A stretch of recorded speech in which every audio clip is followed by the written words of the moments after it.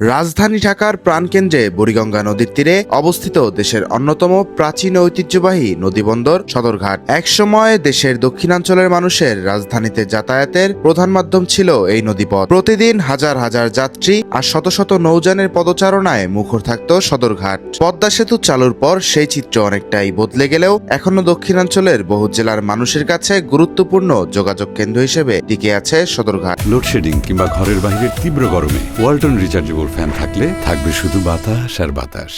আমরা এখন রয়েছি সদরঘাট লঞ্চ টার্মিনালে, যেখানে বাংলাদেশের সবচেয়ে সুন্দর ও বড় নৌযানগুলোর দেখা মেলে।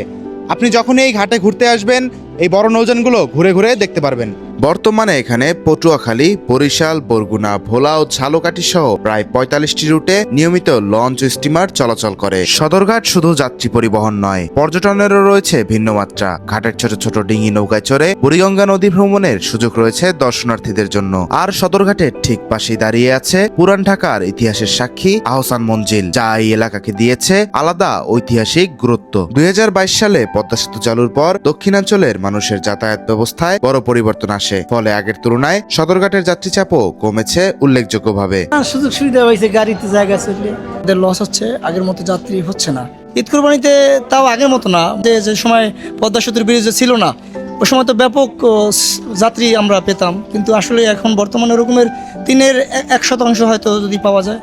না, লঞ্চের অবস্থা আবার ঝিমিয়ে পড়েছে। ঈদের সময় একটু ভালো ছিল, এখন অবস্থা আবার খারাপের দিকে যাচ্ছে। আসলে পদ্মা সেতু হওয়ার পর থেকে এই অকেশনগুলো ছাড়া প্রায় লঞ্চগুলো কিন্তু যতই লাক্সারিয়াস হোক, যাত্রী না থাকলে সবই শূন্য।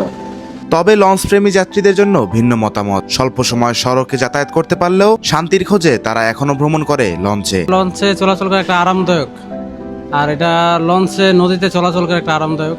গাড়িতে অনেক জার্নি, লঞ্চের জার্নি খুব ভালো, কিন্তু খালি যাচ্ছে খুব দুঃখজনক, কারণ এখন তো সব আপনার গাড়িতে যায়, এই কারণে লঞ্চ খালি যেতেছে। একটা সময় ছিল যখন এই সদরঘাটে দুপুরের পর পা রাখার মতো জায়গা ছিল না, কিন্তু পদ্মা সেতু চালুর পর সেই চিত্র পুরোটাই পাল্টে গেছে। রাজধানীর সদরঘাট থেকে জুনাইদ ইসলাম, ঢাকা পোস্ট।